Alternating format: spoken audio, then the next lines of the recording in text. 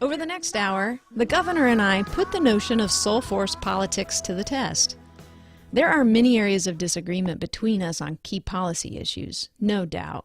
However, we find there is more that unites us than you would think. And most importantly, on the topics where we disagree, we work to find higher ground when we can't see common ground. We can disagree without being disagreeable. And that's the goal of sole force politics.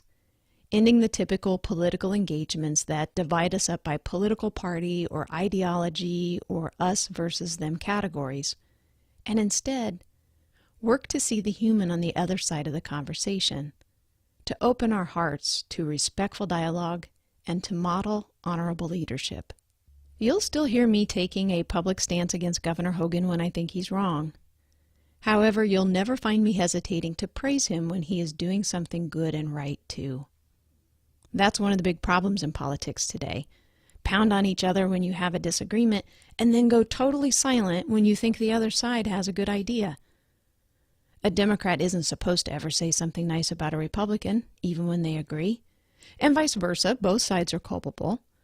The politics of power dictate that to try to control who gets to be in charge, they would sometimes rather score political points than policy victories. And that's just wrong. Together, we can change politics as usual. We can be for something, not against someone. We can have spirited debates and conversations, but done in a respectful way that maintains our dignity and connection to each other. I know many of you had hopes I was going to run for governor again. But the secret is that I see all of the political landscape very differently now. To create the true change I was seeking in 2014, will take more than electing any one person to a position of power. It will take getting all of us engaged in our own power.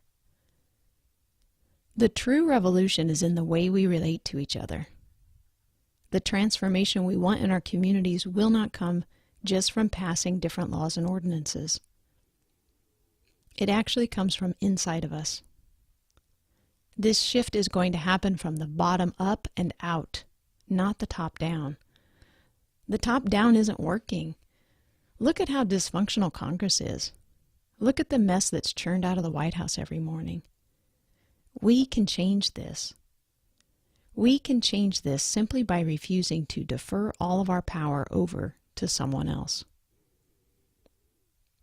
Each of us is so much more powerful than we're ever willing to admit. One of my favorite spiritual authors, Marianne Williamson, reminds us, and I'm just paraphrasing here, our greatest fear is not that we are inadequate. Our greatest fear is that we are powerful beyond measure. We ask ourselves, who am I to be talented and gorgeous, fabulous and amazing? Actually, who are you not to be? You were born to make manifest the glory of God that is inside of you, and when you allow your light to shine, you unconsciously give permission to everybody else to do the same. Let your light shine today. Own your power and be the change. Thanks for listening. I really love what we are building together. Okay, here's our interview with Larry.